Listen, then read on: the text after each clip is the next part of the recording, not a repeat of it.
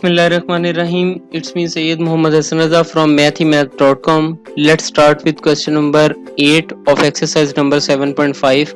The statement of the question is insert 4 geometric means between 160 and 5. Basically question की statement के मुताबिक 4 geometric means जो हैं वो हमने 160 और 5 में इंसर्ट करने हैं। तो सबसे पहले तो हम ये सपोज कर लेते हैं कि वो 4 ज्योमेट्रिक मीन्स जो कि हमने इंसर्ट करने हैं वो G1, G2, G3 और G4 हैं। तो अब हमारा सीक्वेंस क्या बनेगा?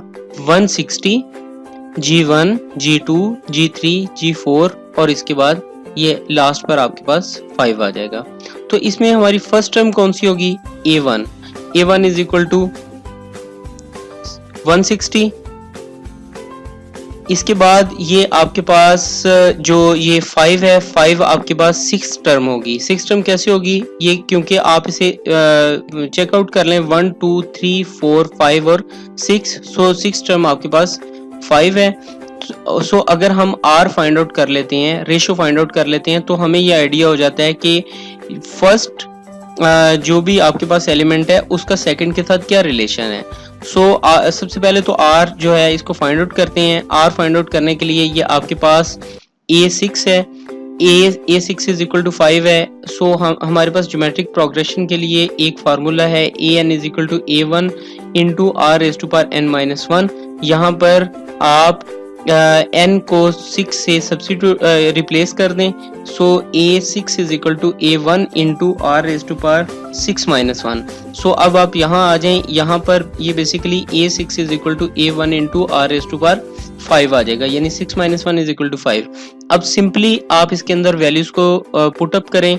जो आपके पास A1 है ये 160 है, सो मैंने यहाँ 160 पुट कर दिया। यहाँ पे A6 जो है ये 5 है, गिवन है, यानी ये बेसिकली ये A6 है, ये 5। सो यहाँ पे A6 की जगह 5 रख दिया।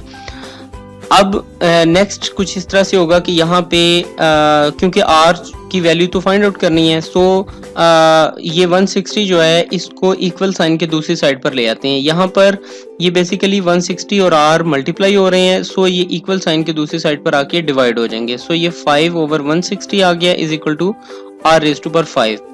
अब यहाँ पे आप इसको सिंपल डिवाइड करें कैलकुलेटर से, इसे फाइंड आउट करें तो ये 1/32 आता है। अब 1/32 बेसिकली 2 को आप 5 टाइम्स मल्टीप्लाई करें तो ये 32 बनता है। इसका ये मतलब है कि हम इसको 2 रेज़ टू पावर 5 भी लिख सकते हैं। तो ये 1/2 रेज़ टू पावर 5। इसका ये अब यहाँ पे बेसिकली पावर्स सेम है, सो बेसिस जो है इनको कंपेयर किया जा सकता है, या हम दूसरे लफ्जों में कहते हैं कि हम इसका 5th रूट ले लेते हैं। तो 5th रूट लिया तो हमारे पास R इज इक्वल टू 1/2 आ गया। सो इसका ये मतलब है कि R रेशो जो है वो हमने फाइंड आउट कर ली। अब जो हमारी G1, G2, G3 और G4 जो 4 टर्म्स हमने फाइंड आउट करनी है ये बड़ी सिंपल है। इनको फाइंड आउट करने के लिए आपके पास G1 जो है वो AR होगा। AR क्यों होगा? ये G1 एक्चुअली है क्या? G1 एक्चुअली सेकंड टर्म है। तो सेकंड टर्म जो है वो 1R के रेशो के साथ है। तो यहाँ पे G1 is equal to AR आ गया, यानी 160 मल्टीप्लाइड बाई R की वैल्यू 1/2 आ गई। तो ये सिंपल आप इसे डिवाइड करें, ये 80 आ जाएगा, यानी कि हमारे पास सेकंड टर्म जो है वो 80 आ जाएगी। इसके बाद जो थर्ड टर्म है वो A1 यानी AR स्क्वायर आ जाएगी। तो A क्या है? 160, R स्क्वायर, R जो है हमारे पास 1/2 है, तो 1/2 का स्क्वायर आ गया। 160 मल्टीप्लाइड बाई 1/4 आ गया। आप इसे सिंपल डिवाइड करें, हमारी थर्ड टर्म जो है वो 40 आ जाएगी। इसके बाद फोर्थ टर्म जो है यानी कि G3 जो है वो A1 इंटू R क्यूब आ गया। यानी अगर आप देखें तो यहाँ पे R स्क्वायर, यहाँ पे फिर R क्यूब आ गया।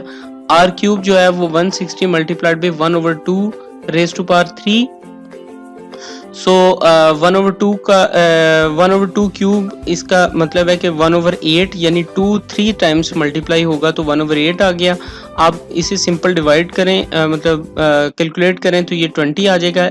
बिल्कुल इसी तरह से G4 जो है ये आपके पास A1 G4 यानी 5th टर्म जो है वो A1 r raise to power 4 आ गई।